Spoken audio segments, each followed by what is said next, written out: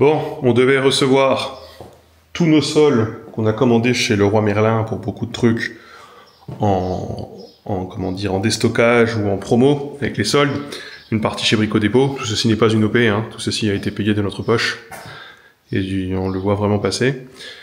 Donc on a tout stocké là, ça m'a pété le dos. Voilà, donc tout est là, on s'est fait un peu aider, il y en a une autre partie dans la chambre pour là-bas. Tout ça, comptez que tout ça, avec les cols, les machins, les enduits, il y en a pour à peu près 3000 € de sol, voilà.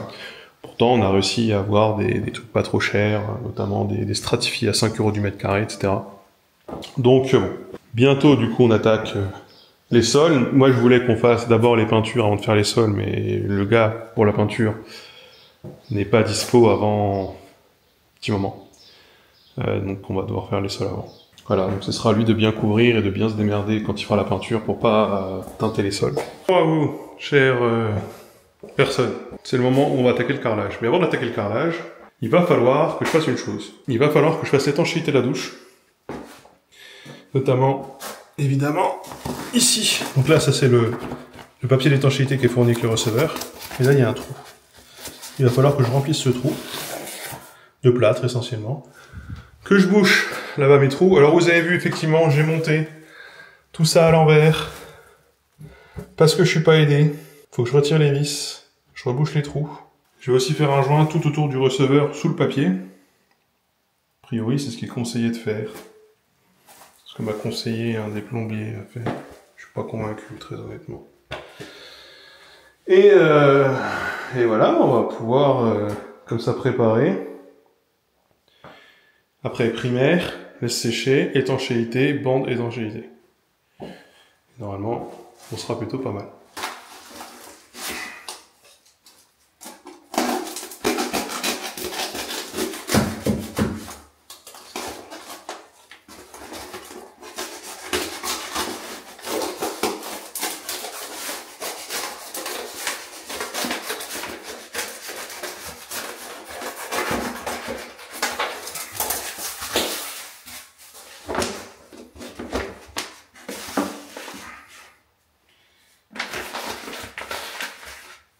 Ouais, donc j'ai fait un petit béton assez épais quand même, pas trop fluide, pour le glisser dessous, pour pas que ça me tombe et que ça me nique la chape.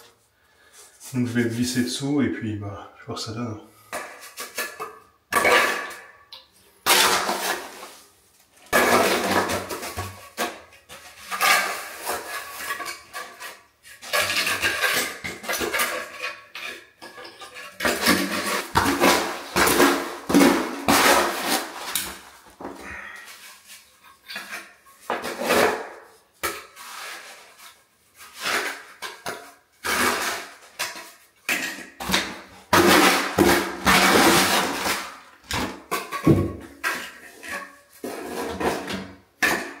Bon, évidemment, concernant ça là-bas, c'est pas comme si je pouvais tout démonter. Mais j'ai mes rosaces, j'ai mes trucs de douche et tout, donc je vais voir comment ça donne au niveau de l'anthrax. Et je vais voir si je suis obligé de démonter.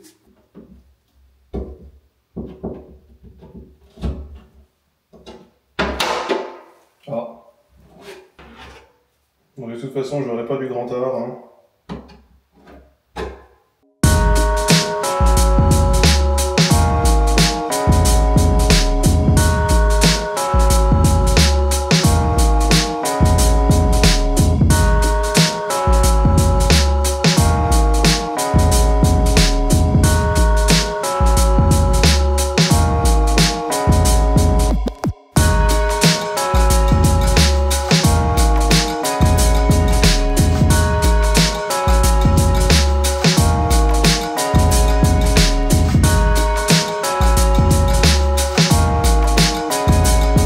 Donc minuit et demi à peu près.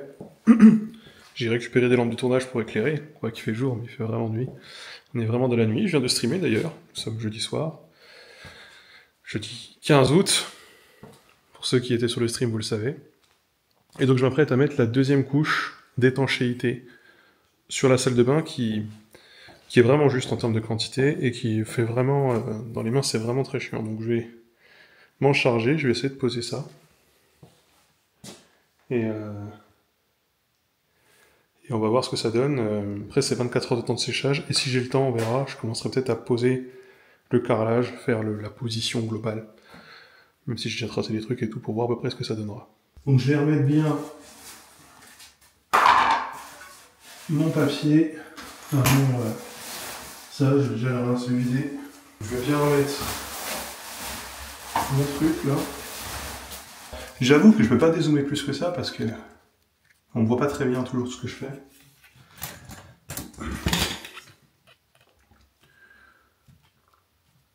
Bon, en tout cas, c'est parti.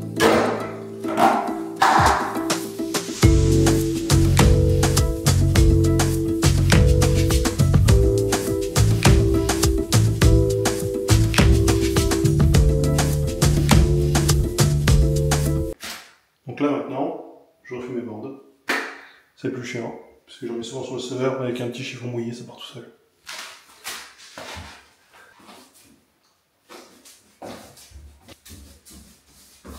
Vous voyez, ça fait une bande grise que je vais retirer en frottant avec un chiffon humide.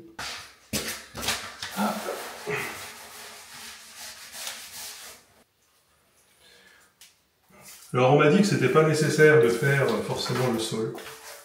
Voilà, c'est un peu superflu. Mais bon, comme il me reste de la colle, une fois qu'elle est ouverte, comme c'est un kit étanchéité, bah, c'est pas comme si j'allais la ranger et la ressortir dans 3 ans quand je ferai la salle de bain du haut. Donc bon, quitte à avoir de la colle, d'étanchéité, enfin de la résine, autant l'utiliser pour faire l'étanchéité au sol. C'est pour ça que j'ai rajouté les bandes que j'avais de chaque côté. Au moins, je pense que ce sera étanche. Bon, du coup, je fais aussi cette partie-là, le sol et puis les bandes le long du sol, de chaque côté. Parce que, ben voilà, ça mange pas de pain, je pense. Comme le receveur est un peu au-dessus, que la salle de bain n'est pas très grande, qui risque quand même d'avoir de l'humidité, qui va avoir du carrelage au sol, qui va être collé, ou qui se décolle. Je pense que c'est pas de trop de mettre un peu de l'étanchéité, étant donné qu'il m'en reste. Je vais faire tout le tour et puis je vais m'enfermer. Je vais reculer un peu après. C'est plus simple.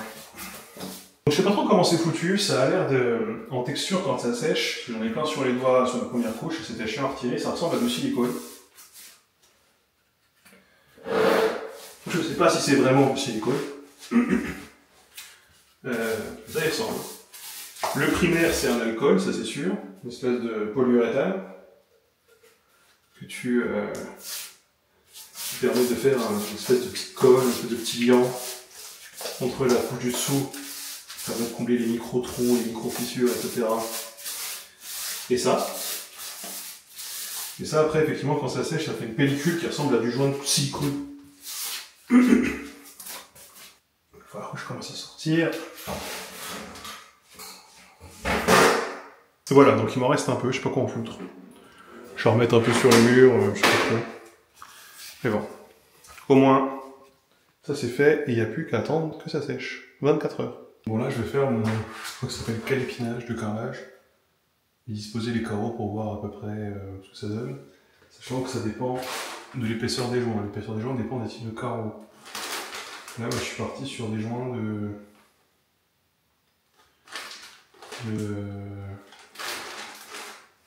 2,5.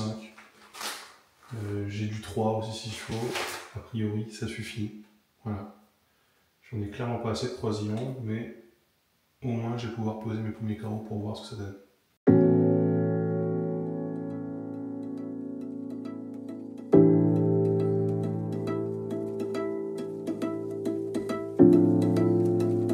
Bon, nous sommes le lendemain, il fait jour, on y voit un peu mieux, un peu plus clair. Je vais quand même allumer la lumière d'ailleurs, parce que bon, je ferai ça après. Je me pose quand même beaucoup de questions sur les carreaux, puisque je suis quand même à 4 cm d'en avoir un bien placé là-bas. D'en avoir un bien placé là où vous voyez. Donc je me tâte quand même à tout décaler par là. Même si là je serais plus très en face. Alors là c'est très contre-intuitif parce que je suis en face et je suis bien aligné, mais j'ai l'impression de pas l'être parce que le mur est pas tout à fait perpendiculaire. Parce que quand on est dans une vieille maison, et que quand tu fais le placo, soit tu décides que les deux murs là, celui-là et celui du mur en pierre sont parallèles, soit tu décides que les angles sont bien droits. Mais tu peux pas avoir un carré parfait, tu es obligé de décaler, parce que comme la maison n'a pas les murs parallèles de part et d'autre, quand tu fais, faut privilégier. On a privilégié le fait que la cuisine soit rectangulaire, bien, pour le plan de travail et tout, plutôt que le fait que le dressing le soit. Donc le dressing ne l'est pas tout à fait. Donc on pourrait éventuellement privilégier là quelque chose pour éviter d'avoir trop de coupes, et du coup bien redécaler, avoir les carreaux de chaque côté de la porte. Je me tâte encore.